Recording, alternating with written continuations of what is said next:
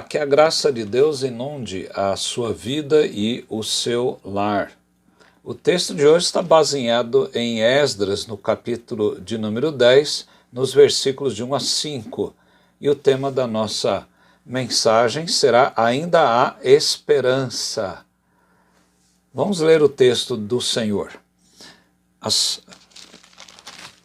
Enquanto Esdras orava e fazia confissão, chorando, prostrado diante da casa de Deus, ajuntou-se a ele de Israel muito grande congregação de homens, de mulheres e de crianças, pois todo o povo chorava com grande choro. Então Secanias, filho de Jeiel, um dos filhos de Elão, tomou a palavra e disse a Esdras: Nós temos transgredido contra o nosso Deus, casando com mulheres estrangeiras, dos povos de outras terras, mas no tocante a isto, ainda há esperança para Israel. Agora, pois, façamos aliança com o nosso Deus, de que despediremos todas as mulheres e os seus filhos, e segundo o conselho do Senhor e dos que tremem ao mandato do nosso Deus, e faça-se segundo a lei. Levanta-te, pois, esta coisa é de tua incumbência, e nós seremos contigo. Sê forte e age. Então Esdras se levantou e ajuramentou os principais sacerdotes, os levitas e todo Israel, de que fariam segundo esta palavra, e eles juraram. Uma das coisas que nós observamos mais maravilhosas nesse texto é a esperança. A pessoa sem esperança, ela olha para um futuro cinzento, um poço sem fundo, um lugar deserto, um local pantanoso. Ela não consegue enxergar aquilo que Deus está fazendo para ela. É por isso que hoje em dia muita gente sem Cristo entra nesse mar de confusão, porque não consegue enxergar dias mais fáceis para a sua vida, só enxerga dias difíceis. O povo de Deus precisa enxergar a esperança. O nosso Deus na Bíblia Sagrada é chamado de o Deus da esperança, e é Ele que vai nos fornecer esta esperança. Muita gente está atrás da felicidade, da alegria, mas quem tem Jesus no coração tem o fruto da alegria, o segundo fruto do Espírito Santo, e nós já falamos que essa alegria é uma alegria completa. Quando nós lemos esse texto da Palavra de Deus, o seu contexto aqui está mostrando que Esdras, lá no capítulo 9, havia recebido a notícia dos príncipes, depois de 4 meses e meio ali já ter chegado do cativeiro babilônico com o segundo grupo. Ele recebe a notícia de que as mulheres dos judeus haviam se casado com mulheres que eram idólatras, eram de outras nações, cujas nações Deus havia proibido de estarem junto com o povo de Deus. Então aqui uma questão cultural, há também aqui uma questão religiosa, uma questão espiritual. O que nos importa aqui é perceber qual o princípio que Esdras usou para colocar na sua vida a vontade de Deus, a sabedoria de Deus e especialmente a graça de Deus com que ele deveria resolver todas as questões. Esdras, sem dúvida, foi levado por um homem que está aqui no versículo de número 2, Secanias. Secanias, ele, de uma maneira bastante interessante, ousada e também oportuna, é por isso que a Bíblia fala que na multidão de conselheiros não falta a sabedoria.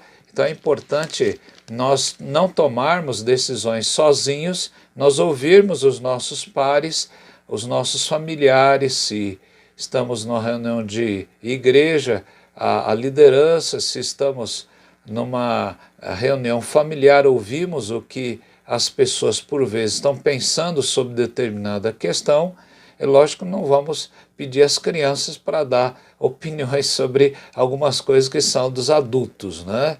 Você deve medir a que ponto chega a extensão dessa questão. Mas, sem dúvida, Secanias foi um homem usado por Deus, e ele então vai colocar diante de Esdras e diante do povo que lá estava, muito grande congregação de homens e mulheres, de crianças, pois o povo chorava com grande choro, não somente Esdras, mas todo o povo. E por que o povo chorava? No verso de número 2 ainda nos diz que Secanias reconhece, e ele diz a Esdras: nós temos transgredido contra o nosso Deus, casando com mulheres estrangeiras dos povos de outras terras, mas no tocante a isto, no tocante a este pecado que haviam cometido, era algo cultural. Deus está dirigindo então o povo nesta oportunidade, e não há um rei também que eles possam, rei que possa dirigir o povo de Deus, então eles estão buscando um regime teocrático. Né? É interessante que no fim do cativeiro, depois de todos os reis mortos, o regime passa a ser teocrático, e aqui eles estão buscando conhecer a palavra de Deus e conhecer, ouvir o que Deus está falando. Secanias então diz a Esdras que o povo pecou, nós pecamos, não foi só eles pecaram, mas nós pecamos. Ele se inclui nesta narrativa, e ele diz que ainda há esperança para o povo de Deus, ainda há esperança para Israel. Será que você tem tido esperança? Algumas pessoas têm falado sobre esse novo normal depois da pandemia. Mas o que será isso? Será que a nossa vida já mudou tanto? Será que a nossa vida vai mudar mais ainda? Será que as pessoas de fato mudarão? Na verdade, o que nós temos é um ateísmo muito grande. Você pode observar que as autoridades têm decidido que não é possível sentar junto com a outra pessoa num determinado lugar, mas no avião pode. As pessoas usam máscaras, têm todos os cuidados, mas no avião estão bem apertadinhas uma ao lado da outra. Não há uma incoerência? Que novo normal será esse? Nós sabemos que há uma grande arma que o inimigo está usando, as autoridades, né? E o ateísmo, o comunismo tem entrado, tem assolado muito as vidas sem as pessoas tomarem ciência disso. O que fazemos quando há uma época de tanta desesperança, desesperança quanto ao futuro, desesperança no próprio presente, e muitas pessoas estão doentes com essa pandemia, com o Covid-19, outras pessoas estão desempregadas, outras pessoas tiveram redução de salários. E o que fazer nessa época e como povo de Deus, como ter esperança? Vamos dar uma olhada em Esdras, o que Esdras na verdade está fazendo aqui. A primeira coisa que nós observamos é que Secanias diz então a Esdras e a todo o povo que lá estava reunido, chorando, quebrantado diante de toda aquela situação. Deus então diz a Esdras, especialmente no verso 4, que vai ser a lição que nós vamos usar hoje. Levanta-te, pois esta coisa é de tua incumbência, e nós seremos contigo. Sê forte e age. Uma coisa que Esdras deveria perceber, talvez ele deveria estar se entregando muito a um quebrantamento demasiado. Ele estava simplesmente se penitenciando do pecado do povo, quando ele nem de fato, possivelmente, não tivera esse pecado, não tivera casado com mulheres estrangeiras. Então, ele culturalmente, espiritualmente, àquela época, ele não teria cometido este pecado. Mas ele se inclui nessa narrativa, ele se identifica com o povo. E Secanias diz a ele: levanta-te. E é algo que Deus fala também ao seu coração: levanta-te, não fique aí parado, vá estudar, vá produzir, vá orar, vá ligar para as pessoas que estão em casa, quem sabe idosos, pessoas viúvas, vá ligar para essas pessoas, converse com elas, vá trabalhar, vai fazer alguma coisa produtiva, levanta-te. É isso que Esdras ouve de Secanias. Havia sido enviado para Judá e para Jerusalém este homem versado na lei de Deus, Esdras, para proceder uma reforma espiritual. No entanto, ele estava ali paralisado. No capítulo 7, verso 14 de Esdras, nós lemos que: porquanto és mandado da parte do rei e dos seus 7 conselheiros para fazeres inquirição a respeito de Judá e Jerusalém, segundo a lei do teu Deus, a qual está na tua mão, Esdras. Então Deus fala ao coração dele através daquele irmão do passado, Secanias, mas Deus mostra para ele que ele deveria se levantar: levanta-te. E esse encorajamento, não é, que é diferente, encorajamento ele vem de fora para dentro. A motivação ela vem de dentro para fora, são contrários. Então, Esdras é encorajado de fora para dentro para que ele se volte para a palavra de Deus. Ele deveria organizar o povo de acordo com a lei de Deus e com as leis, de acordo com as leis persas, porque eles ainda estavam sendo libertados aos poucos, mas não totalmente, e deveria Esdras instituir magistrados, juízes, para que aplicassem a lei. Em segundo lugar, ele deveria administrar uma vultuosa quantia financeira através da busca na Babilônia, através daqueles prefeitos, daqueles sátrapas das províncias, e também da além do Eufrates, como estava escrito na Bíblia, e ofertas voluntárias também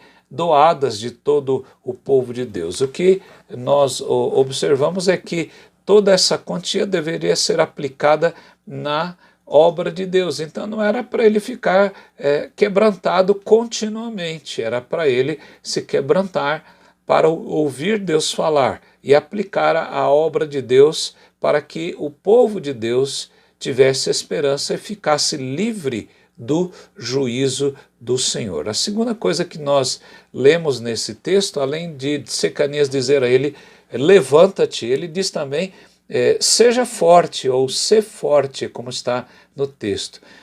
Se você olhar na Bíblia, Josué teve a mesma dificuldade, possivelmente, que Esdras está passando aqui.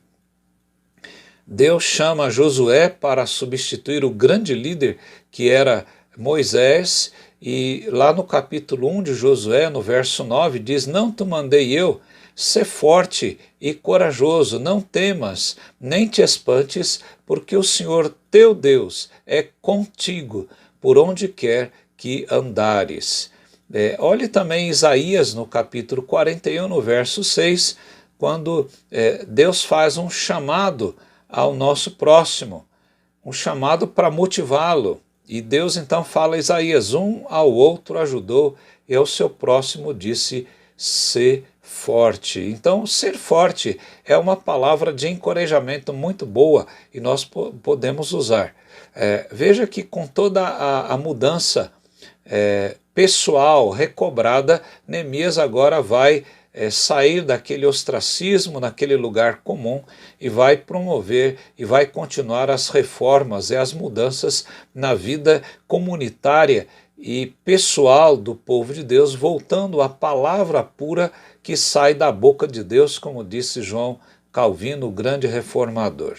Então a palavra de Deus está dizendo: seja forte. Então seja forte até nós termos aí uma vacina para essa pandemia, seja forte para aguentar um período talvez longo de desemprego, um período longo de diminuição salarial, um período longo de doenças, estamos diante de doenças, todos os dias ouvimos a notícias de pessoas que estão morrendo, isso nos traz a desesperança, mas tem esperança. Levanta-te, seja forte, é isso que a palavra de Deus está dizendo. E a terceira lição que está aqui nesse verso 4, Deus fala então a Esdras e diz então a ele que ele deveria agir. Levanta-te, sê forte, age. Então ele deveria agir. Ora, a preservação do povo de Deus é que está em jogo aqui. E não cabia nessa hora que ele ficasse então tendo um momento de recolhimento tão grande que o levasse a impedir que uma ação decisiva e positiva viesse a ser levada. No capítulo 10 ainda, nos versos 16 e 17, nós lemos que assim fizeram os que voltaram do exílio. Então Esdras, o sacerdote, elegeu nominalmente os homens cabeças de famílias segundo a casa de seus pais, que se assentaram no dia 1º do 10º mês para inquirir nesta coisa. E o concluíram no dia 1º do 1º mês a respeito de todos os homens que se casaram com mulheres estrangeiras. Então ele agiu. Ele tomou a providência porque a cultura daquela época para os judeus não permitia tal coisa. Então tiveram que tomar uma decisão drástica, uma decisão política aqui também em relação ao povo de Deus. Jesus disse que o verdadeiro discípulo é aquele que ouve e pratica. É aquele homem que edificou a sua casa sobre a rocha. Em Mateus 7, ele diz isso nos versos 24 a 27. Ele fala que o homem prudente é aquele que não somente ouve, mas ele ouve e pratica. Esdras foi levado a ter esperança por Secanias e disse a ele: age, Esdras, tome uma ação, faça algo positivo, algo que dê solução a essa questão. Ele estava dentro daquilo que Jesus mostrou aos fiéis de Deus, aquilo que os fariseus, na verdade, estavam fazendo, aquilo que os ateus na nossa época estão fazendo.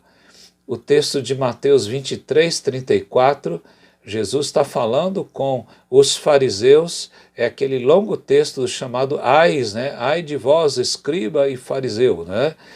Quando Jesus dá nome às pessoas que estão de fato fazendo isso. E ele diz nesse texto, Mateus 23, 34, por isso eis que vos envio profetas, sábios e escribas. A uns matareis e crucificareis, a outros açoitareis nas vossas sinagogas e perseguireis de cidade em cidade.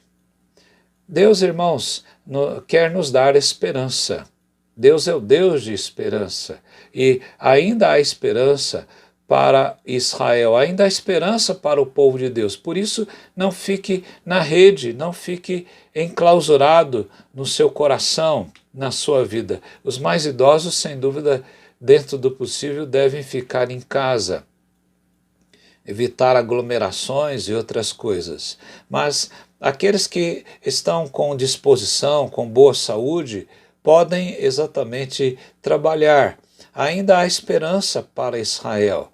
E Deus fala também ao seu coração. Ainda há esperança para a sua vida. Esdras foi aquele homem que teve então o encorajamento recebido de Secanias, e Deus disse a ele: levanta-te. Deus também fala ao seu coração: levanta-te, não fique descaído, não fique com as mãos trôpegas, joelhos descaídos, como diz a Bíblia. Seja forte, levanta-te, seja forte, tome uma ação, age. É isso que Deus falou a Esdras. O que podemos fazer nesse momento? Confiar no Senhor, entregar a nossa vida a Ele. O Salmo 37 nos diz, no verso 5, entrega o teu caminho ao Senhor, confia a Ele e o mais Ele fará. Que o Senhor o abençoe. Tenha um bom dia.